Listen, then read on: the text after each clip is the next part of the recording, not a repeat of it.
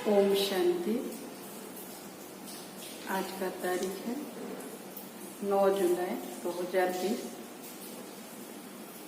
साकार बाबा का महावाक्य है, साकार वाणी है, मीठे बच्चे जब समय मिले तो एकांत में बैठ विचार सागर मंथन करो। जो पॉइंट सुनते हो उसको रिवाइज करो। मूल्य में जो भी पॉइंट्स आता है सुनने के साथ साथ उसको रिवाइज भी करना है।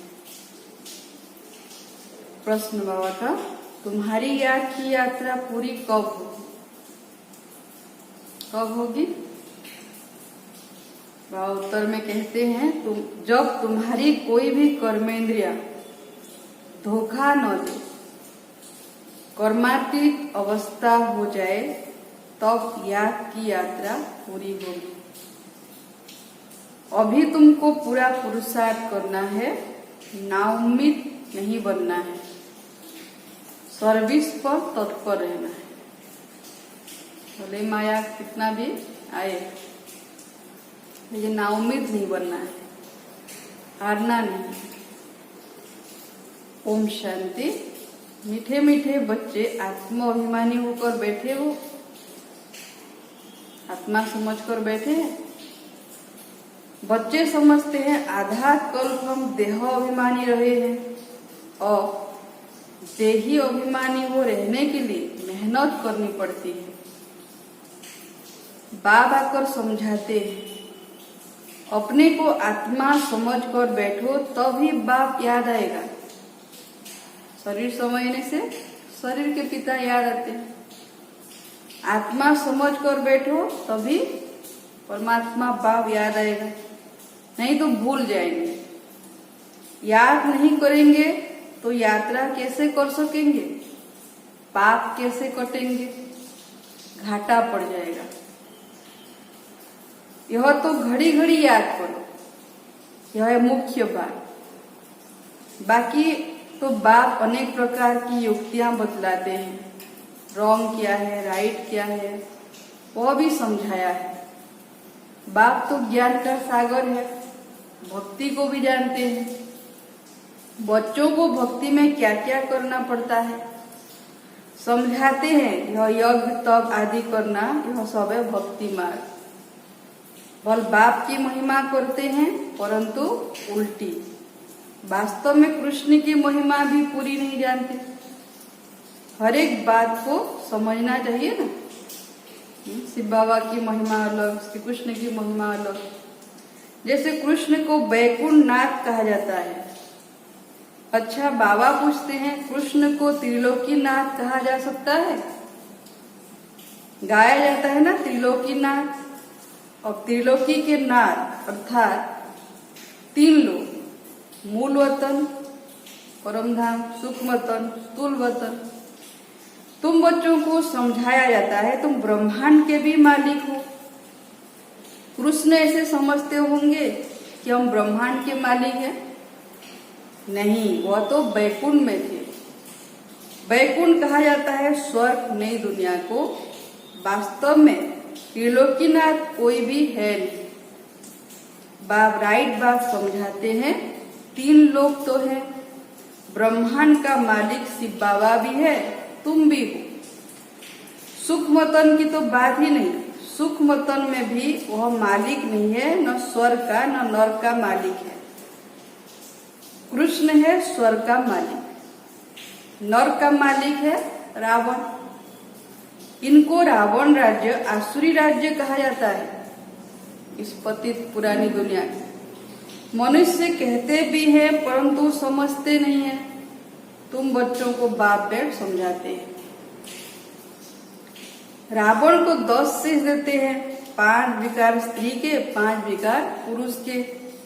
और 5 विकार तो सबके लिए, सब है ही रावण राज्य में। अभी तुम श्रेष्ठाचारी बन रहे हो। बाप आकर श्रेष्ठाचारी दुनिया बनाते हैं। एकांत में बैठने से ऐसे ऐसे विचार सागर मंथन चलेगा। उस पढ़ाई के लिए भी स्टूडेंट एकांत में किताब ले जाकर पढ़ते हैं। तुमको किताब तो पढ़ने की दरकार नहीं। हाँ, तुम पॉइंट्स नोट करते हो, इसको फिर रिवाइज करना चाहिए। जो सुनते हैं लिखते हैं उसको रिवाइज करना है। यह बड़ी गुह्य बातें हैं समझने की। बाप कहते हैं ना, आज तुमको गुह्य ते गुह्य नई नई पॉइंट्स समझाता हूं। पारसपुरी के मालिक तो लक्ष्मी नारायण है। ऐसे भी नहीं कहेंगे कि विष्णु है। विष्णु को भी समझते नहीं है कि यह लक्ष्मी नारायण है। कंबाइंड स्वरूप। अभी तुम शॉर्ट में एम ऑब्जेक्ट समझाते हो। ब्रह्मा सरस्वती कोई आपस में मेल फीमेल नहीं है। यह तो प्रजापिता ब्रह्मा है ना। प्रजापिता ब्रह्मा को ग्रेट ग्रेट ग्रैंडफादर कह सकते हैं। शिव बाबा को सिर्फ बाबा ही कहेंगे, बाकी सब है ब्रदर्स। इतने सब ब्रह्मा के बच्चे हैं। सबको मालूम है हम भगवान के बच्चे ब्रदर्स हो गए, परंतु वह है निराकारी दुनिया में। अभी तुम ब्राह्मण बने हो। नई दुनिया सत्यु को कहा जाता है। इनका नाम फिर पुरुषोत्तम संगम युग रखा है। सत्युग में होते ही है पुरुषोत्तम। यह बड़ी वंडरफुल बातें हैं। तुम अभी पुरुषोत्तम बन रहे हो, लेकिन सत्युग में जब होंगे तो पुरुषोत्तम कहलाएंगे। तुम नई दुनिया के लिए तैयार हो रहे हो। इस संगम युग पर ही तुम पुरुषोत्तम बनते हो। कहते भी हम लक्ष्मी नारायण बनेंगे, जो है सबसे उत्तम पुरुष। उन्हों को फिर देवता कहा जाता है। उत्तम ते उत्तम नंबर 1 है लक्ष्मी नारायण, फिर नंबर 1 तुम बच्चे बनेंगे। सूर्यवंशी घराने को उत्तम कहेंगे। नंबर 1 तो है ना। आहिस्ते आहिस्ते कला कम होती है। फिर चंद्रवंशी बनेंगे तो कला कम होगी। अभी तुम बच्चे नई दुनिया का मुहूर्त करते हो, शुभ उद्घाटन करते हो। जैसे नया घर तैयार होता है तो बच्चे खुश होते हैं, मुहूर्त करते हैं, ओपनिंग कराते हैं। तुम बच्चे भी नई दुनिया को देख खुश होते हो, मुहूर्त करते हो। लिखा हुआ भी है, सोने के फूलों की वर्षा होती है। तुम बच्चों को कितना खुशी का पारा चढ़ना चाहिए। तुमको सुख और शांति दोनों मिलते हैं सत्युग में। दूसरा कोई नहीं जिनको इतना सुख और शांति मिले। दूसरे धर्म आते हैं तो द्वैत हो जाता है। तुम बच्चों को अपार खुशी है हम पुरुषार्थ कर ऊंच पद पाए। ऐसे नहीं कि जो तकदीर में होगा सो मिलेगा, पास होने होंगे तो होंगे। नहीं, हर बात में पुरुषार्थ जरूर करना है। पुरुषार्थ नहीं पहुंचता है तो कहते जो नसीब में होगा। फिर पुरुषार्थ करना ही बंद हो जाता है। बाप कहते तुम माताओं को कितना ऊंच बनाता हूं। बाबा माताओं को आगे रखते हैं। फीमेल का नाम सब जगह है, सॉरी फीमेल का मान सब जगह है। विलायत में भी मान है। यहाँ बच्ची पैदा होती है तो उल्टा मंझा यानी उल्टी चारपाई कर देते हैं। दुनिया बिल्कुल ही डरती है। इस समय तुम बच्चे जानते हो भारत क्या था अब क्या है। मनुष्य भूल गए हैं, सिर्फ शांति शांति मांगते रहते हैं। विश्व में शांति चाहते हैं। तुम यह लक्ष्मीनारायण का चित्र दिखाओ। इन्हों का राज्य था तो पवित्रता सुख शांति भी थी। तुमको ऐसा राज्य चाहिए ना। मूल वतन में तो विश्व में शांति नहीं कहेंगे।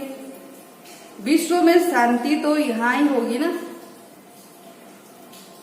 मूल वतन में तो विश्व की शांति नहीं कहेंगे। विश्व में शांति तो यहाँ होगी ना। देवताओं का राज्य सारे विश्व में था। मूल वतन तो है आत्माओं की दुनिया। मनुष्य तो यह भी नहीं जानते कि आत्माओं की दुनिया होती है, तो आत्मा को भूत प्रेत समझ लेते हैं। बाप कहते हम तुमको कितना ऊंच पुरुषोत्तम बनाता हूं, यह समझाने की बात है। ऐसे नहीं रड़िया मारेंगे भगवान आया है तो कोई मानेगा नहीं, और ही गाली खाएंगे और खिलाएंगे। कहेंगे विकी अपने बाबा को भगवान कहती है, ब्रह्मा बाबा को वो समझेंगे भगवान कहते हैं। ऐसे सर्विस नहीं होती है। बाबा युक्ति बताते रहते हैं, कमरे में 8-10 चित्र दीवार में अच्छी रीति लगा दो और बाहर में लिख दो, बेहद के बाप से बेहद सुख का वर्षा लेना है अथवा मनुष्य से देवता बनना है तो आओ हम आपको समझाएं। ऐसे बहुत आने लग पड़ेंगे, आप ही आते रहेंगे। विश्व में शांति तो थी ना, अभी इतने ढेर धर्म है, तमो प्रधान दुनिया में शांति कैसे हो सकती है? विश्व में शांति हो तो भगवान ही कर सकता है। शिव बाबा आते हैं, जरूर कुछ सौगात लाते होंगे। एक ही बाप है जो इतना दूर से आते हैं और यह बाबा एक ही बार आते हैं। इतना बड़ा बाबा 5000 वर्ष के बाद आते हैं। मुसाफिरी से लौटते हैं तो बच्चों के लिए सौगात ले आते हैं ना। स्त्री का पति भी बच्चों का बाप तो बनते हैं ना। फिर दादा परदादा परदादा बनते हैं। इनको तुम बाबा कहते हो, फिर ग्रैंडफादर भी होगा, ग्रेट ग्रैंडफादर भी होगा। बिरादरियां है ना, एडम आदिदेव नाम है, परंतु मनुष्य समझते नहीं। तुम बच्चों को बाप बेट समझाते हैं। बाप द्वारा सृष्टि चक्र की हिस्ट्री ज्योग्राफी को तुम जानकर चक्रवर्ती राजा बन रहे। बाबा कितना प्यार रुचि से पढ़ाते हैं, तो इतना पढ़ना चाहिए ना। सवेरे का टाइम तो सब फ्री होते हैं। सुबह का क्लास होता है, आधा पौना घंटा मुरली सुनकर फिर चले आओ। याद तो कहाँ भी रहते कर सकते हो। इतवार का दिन तो छुट्टी है, सवेरे 2-3 घंटा बैठ जाओ। दिन की कमाई को मेकअप कर लो, पूरी झोली भर लो। टाइम तो मिलता है ना।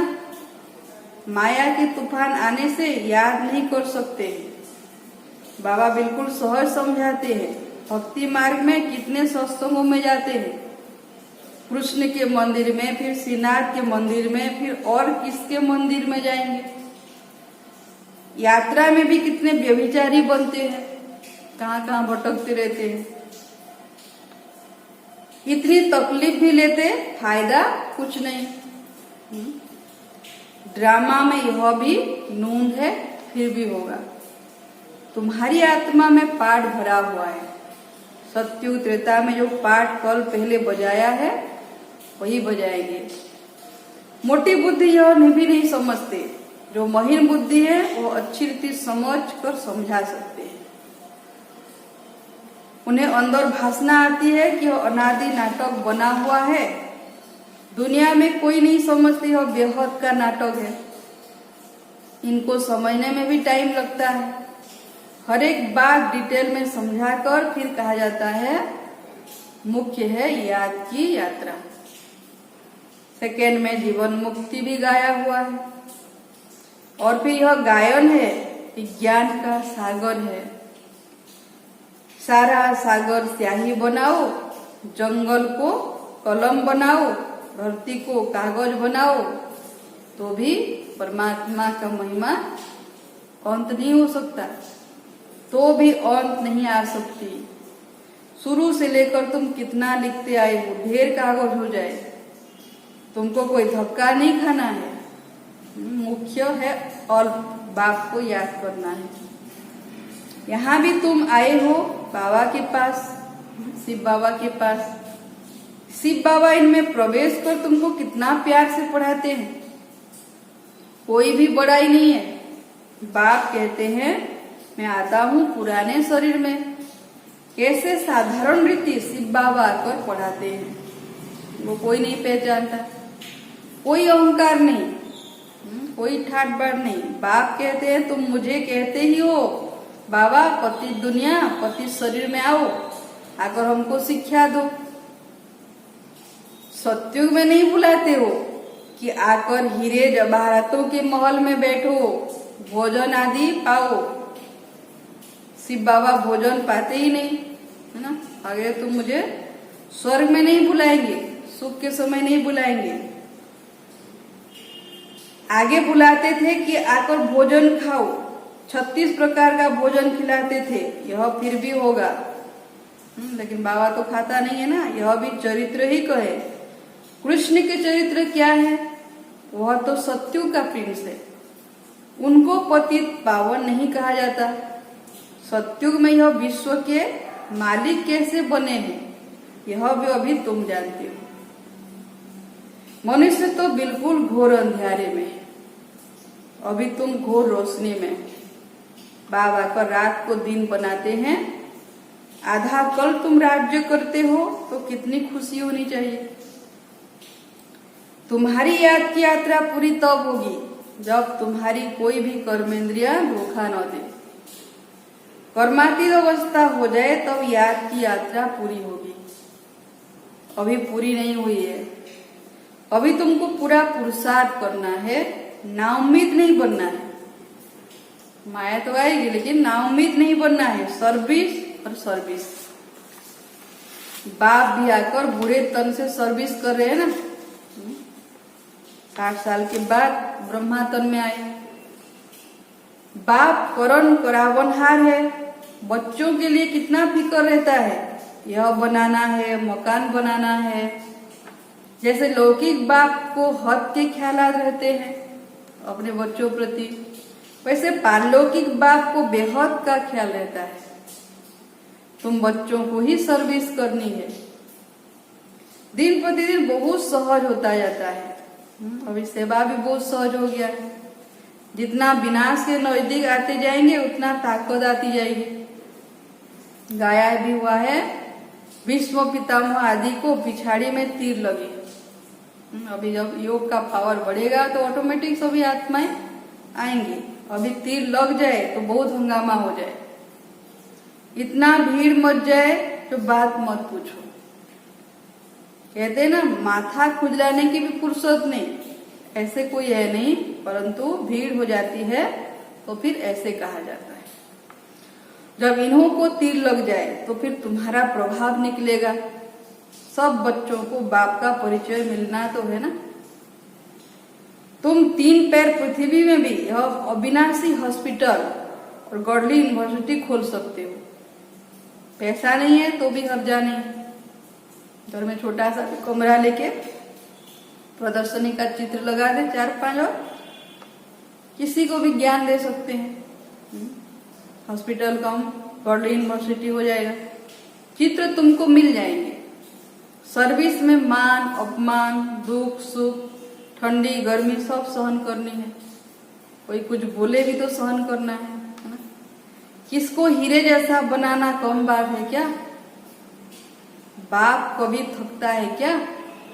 तुम क्यों थकते हो? अच्छा, मीठे मीठे सिकलधे बच्चों प्रति माँ पिता बाप दादा का याद प्यार और गुड मॉर्निंग।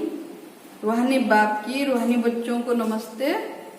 हम रूहानी बच्चों का भी रूहानी माता पिता बाप दादा को याद प्यार गुड मॉर्निंग, नमस्ते नमस्ते नमस्ते। आज क्या धारण करेंगे?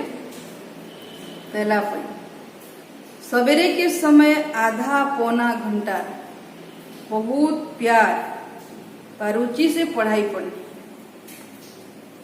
बाप की याद में रहना है। याद का ऐसा पुरुषार्थ हो तो सब कर्मेंद्रियां बस में हो जाए। दूसरा पॉइंट, सर्विस में दुख सुख मान अपमान गर्मी ठंडी सब कुछ सहन करना है। कभी भी सर्विस में थकना नहीं है। 3 पैर पृथ्वी में भी हॉस्पिटल कम यूनिवर्सिटी को हीरे जैसा बनाने की सेवा करनी है। वरदान बाबा का, सर्व शक्तियों की लाइट द्वारा आत्माओं को रास्ता दिखाने वाले चैतन्य लाइट हाउस भव। यदि सदा स्मृति में रहो कि मैं आत्मा विश्व कल्याण की सेवा के लिए परम धाम से अवतरित हुई हूँ, तो जो भी संकल्प करेंगे बोल बोलेंगे उसमें विश्व कल्याण समाया हुआ होगा। और यही स्मृति लाइट हाउस का कार्य करेगी। जैसे उस लाइट हाउस से एक रंग की लाइट निकलती है, ऐसे आप चैतन्य लाइट हाउस द्वारा सर्व शक्तियों की लाइट आत्माओं को हर कदम में रास्ता दिखाने का कार्य करती रहेगी। लाइट शक्तियों की लाइट आत्माओं को हर कदम में रास्ता दिखाने का कार्य करती रहेगी। स्लोगन है, स्नेह और सहयोग के साथ शक्ति रूप बनो तो राजधानी में नंबर आगे मिल जाएगा। ओम शांति। आज का सम्मान है, मैं आत्मा ज्ञानी तो आत्मा हूँ। सम्मान में रहेंगे फरिश्ता स्वरूप में, सुख मतन में बाबा के पास जाएंगे। शिव बाबा जो ज्ञान का सागर है, बाबा ब्रह्मा मुख कमल द्वारा मुझे आत्मा को सृष्टि के आदि मध्य अंत का ज्ञान दे रहे हैं। मैं मास्टर ज्ञान सागर बनती जा रही हूँ। बाबा मुझे 5 स्वरूप का अभ्यास करा रहे हैं कि कैसे मैं आत्मा सत्युग से कलयुग अंत तक कैसे धीरे धीरे सतो प्रधान से तमो प्रधान होती गई। सत्युग में मैं आत्मा कितना पावन थी, सुख शांति की दुनिया में, धीरे धीरे कला कम होती गई और फिर पतित बन गई। और फिर बाबा आया मुझे राजयोग सिखाने, फिर मुझे फरिश्ता सु देवता बनाने आए हैं। ये चिंतन करना है, अपने 5 स्वरूप का अभ्यास करना है। तो आज मुरली में बाबा ने हमें होमवर्क दिया है कि कभी समय मिले एकांत में बैठकर मुरली सुनने के साथ साथ जो पॉइंट्स लिखते हैं सुनते हैं उसका रिवाइज भी करना है। जब भी समय मिले एकांत में बैठ ज्ञान के चिंतन के साथ बाबा को भी याद करना है। बाबा ने बताया कि इतवार का दिन छुट्टी मिलता है तो उस समय भी 2-3 घंटे आराम से बाबा को याद करें, जिससे कमाई का मेकअप हो जाए, अविनाशी कमाई। और आज बाबा ने कहा जब बाबा की याद में रहेंगे अंत में कर्मेंद्रियां शांत शीतल हो जाएंगी, ब्रह्मातीत अवस्था को पा लेंगे। सेवा के ऊपर बाबा ने कहा कि छोटा सा भी कमरा हो, यानी 3 पैर पृथ्वी लेकर 4 पाए से प्रदर्शनी का चित्र रख दें और रूहानी यूनिवर्सिटी खोले, रूहानी यूनिवर्सिटी कम हॉस्पिटल। यहाँ पर अनेक आत्माएं आएंगे, जो भी आएंगे उनको बाबा का परिचय देना है। कोई भी आत्मा खाली हाथ न जाए। ऐसे बाबा ने सेवा के ऊपर भी कहा, स्वचिंतन के ऊपर भी कहा। तो इसका हम अभ्यास करेंगे। नमस्कार।